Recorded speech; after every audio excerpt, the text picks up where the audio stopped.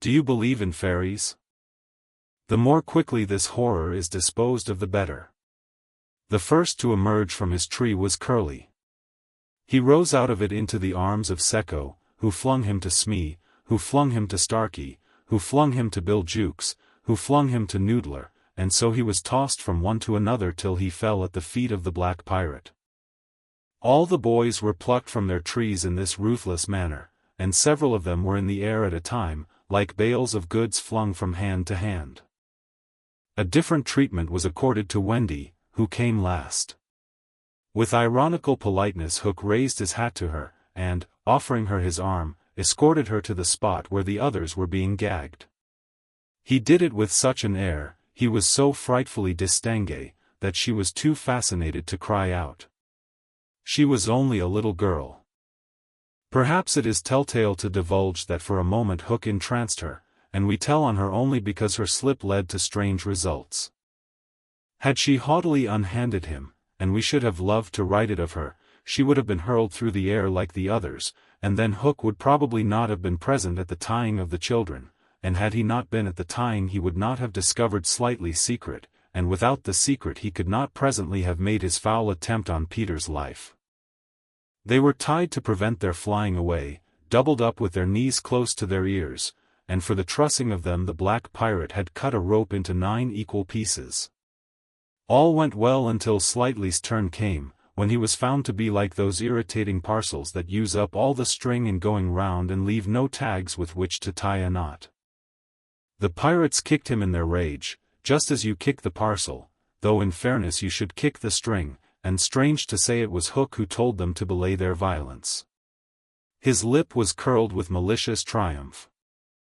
While his dogs were merely sweating because every time they tried to pack the unhappy lad tight in one part he bulged out in another, Hook's mastermind had gone far beneath Slightly's surface, probing not for effects but for causes, and his exultation showed that he had found them.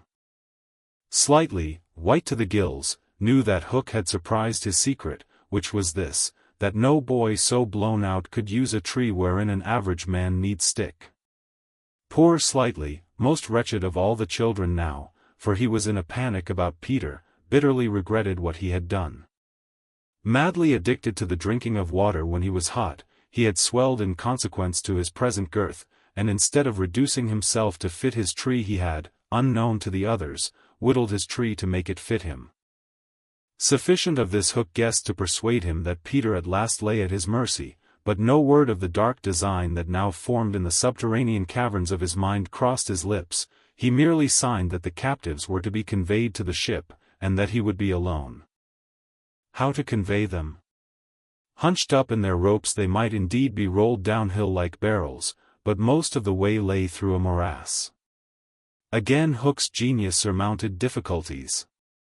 He indicated that the little house must be used as a conveyance. The children were flung into it, for stout pirates raised it on their shoulders, the others fell in behind, and singing the hateful pirate chorus the strange procession set off through the wood. I don't know whether any of the children were crying. If so, the singing drowned the sound, but as the little house disappeared in the forest, a brave though tiny jet of smoke issued from its chimney as if defying Hook. Hook saw it, and it did Peter a bad service. It dried up any trickle of pity for him that may have remained in the pirate's infuriated breast.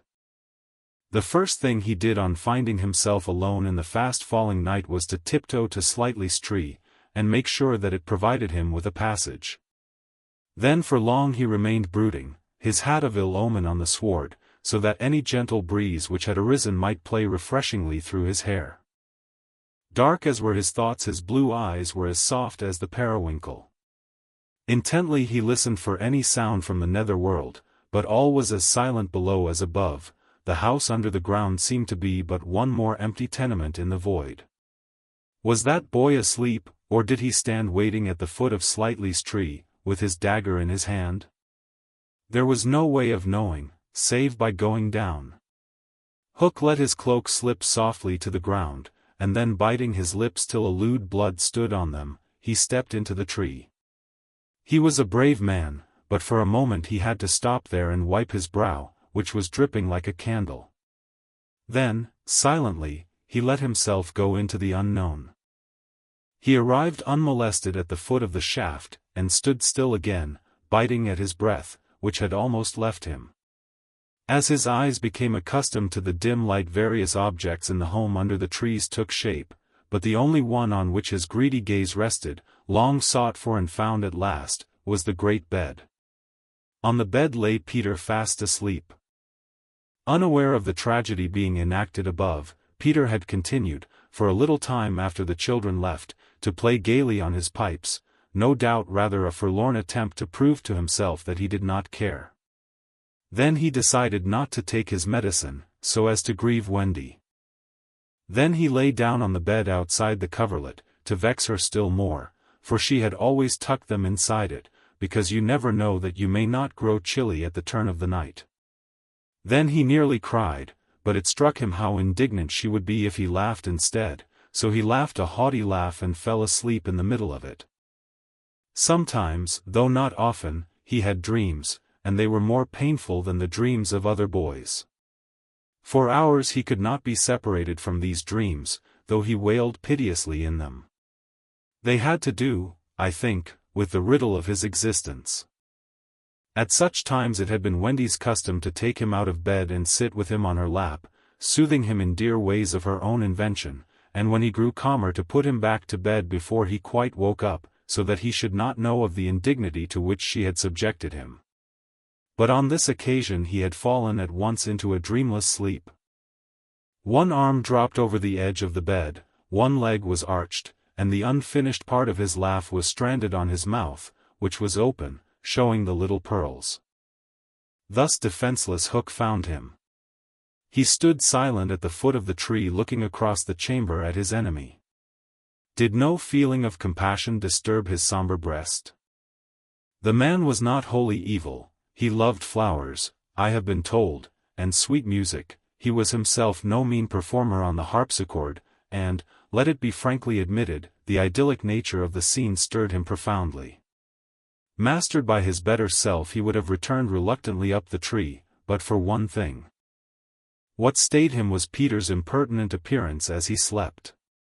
The open mouth, the drooping arm, the arched knee, they were such a personification of cockiness as, taken together, will never again, one may hope, be presented to eyes so sensitive to their offensiveness. They steeled Hook's heart. If his rage had broken him into 100 pieces, every one of them would have disregarded the incident, and leapt at the sleeper. Though a light from the one lamp shone dimly on the bed, Hook stood in darkness himself, and at the first stealthy step forward he discovered an obstacle, the door of Slightly's tree. It did not entirely fill the aperture, and he had been looking over it. Feeling for the catch, he found to his fury that it was low down, beyond his reach. To his disordered brain it seemed then that the irritating quality in Peter's face and figure visibly increased, and he rattled the door and flung himself against it. Was his enemy to escape him after all? But what was that? The red in his eye had caught sight of Peter's medicine standing on a ledge within easy reach. He fathomed what it was straightway, and immediately knew that the sleeper was in his power. Lest he should be taken alive, Hook always carried about his person a dreadful drug, blended by himself of all the death-dealing rings that had come into his possession. These he had boiled down into a yellow liquid quite unknown to science, which was probably the most virulent poison in existence. 5 drops of this he now added to Peter's cup. His hand shook, but it was in exultation rather than in shame. As he did it he avoided glancing at the sleeper, but not lest pity should unnerve him, merely to avoid spilling. Then one long gloating look he cast upon his victim, and turning, wormed his way with difficulty up the tree. As he emerged at the top he looked the very spirit of evil breaking from its hole. Donning his hat at its most rakish angle, he wound his cloak around him, holding one end in front as if to conceal his person from the night, of which it was the blackest part, and muttering strangely to himself, stole away through the trees. Peter slept on. The light guttered and went out, leaving the tenement in darkness, but still he slept. It must have been not less than 10 o'clock by the crocodile, when he suddenly sat up in his bed, wakened by he knew not what. It was a soft cautious tapping on the door of his tree. Soft and cautious, but in that stillness it was sinister. Peter felt for his dagger till his hand gripped it. Then he spoke. "Who is that?" For long there was no answer, then again the knock. "Who are you?" No answer. He was thrilled, and he loved being thrilled. In 2 strides he reached the door. Unlike XIII's door, it filled the aperture, so that he could not see beyond it, nor could the one knocking see him. "I won't open unless you speak," Peter cried. Then at last the visitor spoke, in a lovely bell-like voice. "Let me in, Peter." It was Tink, and quickly he unbarred to her. She flew in excitedly, her face flushed and her dress stained with mud. "What is it?" "Oh, you could never guess," she cried, and offered him 3 guesses. "Out with it," he shouted, and in one ungrammatical sentence, as long as the ribbons that conjurers pull from their mouths, she told of the capture of Wendy and the boys. Peter's heart bobbed up and down as he listened. Wendy bound, and on the pirate ship, she who loved everything to be just so. "I'll rescue her," he cried, leaping at his weapons. As he leapt he thought of something he could do to please her. He could take his medicine. His hand closed on the fatal draught. "No," shrieked Tinker Bell, who had heard Hook mutter about his deed as he sped through the forest. "Why not?" "It is poisoned." "Poisoned? Who could have poisoned it?" "Hook." "Don't be silly. How could Hook have got down here?" Alas, Tinker Bell could not explain this, for even she did not know the dark secret of XIII's tree. Nevertheless Hook's words had left no room for doubt. The cup was poisoned. "Besides," said Peter, quite believing himself, "I never fell asleep." He raised the cup. No time for words now, time for deeds, and with one of her lightning movements Tink got between his lips and the draught, and drained it to the dregs. "Why, Tink, how dare you drink my medicine?" But she did not answer. Already she was reeling in the air. "What is the matter with you?" cried Peter, suddenly afraid. "It was poisoned, Peter," she told him softly, "and now I am going to be dead." "Oh Tink, did you drink it to save me?" "Yes." "But why, Tink?" Her wings would scarcely carry her now, but in reply she alighted on his shoulder and gave his nose a loving bite. She whispered in his ear, "You silly ass," and then, tottering to her chamber, lay down on the bed. His head almost filled the 4th wall of her little room as he knelt near her in distress.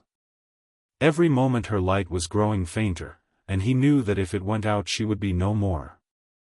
She liked his tears so much that she put out her beautiful finger and let them run over it.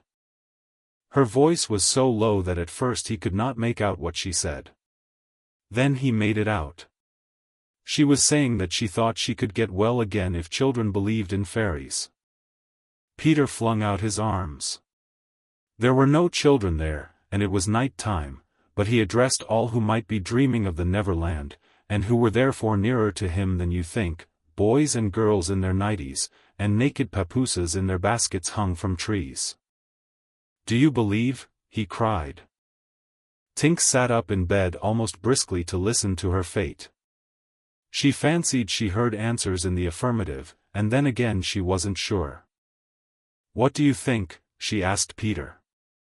"If you believe," he shouted to them, "clap your hands, don't let Tink die." Many clapped. Some didn't. A few beasts hissed. The clapping stopped suddenly, as if countless mothers had rushed to their nurseries to see what on earth was happening, but already Tink was saved. First her voice grew strong, then she popped out of bed, then she was flashing through the room more merry and impudent than ever. She never thought of thanking those who believed, but she would have liked to get at the ones who had hissed. And now to rescue Wendy. The moon was riding in a cloudy heaven when Peter rose from his tree, begirt with weapons and wearing little else, to set out upon his perilous quest.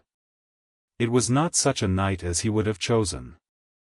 He had hoped to fly, keeping not far from the ground so that nothing unwanted should escape his eyes, but in that fitful light to have flown low would have meant trailing his shadow through the trees, thus disturbing birds and acquainting a watchful foe that he was astir.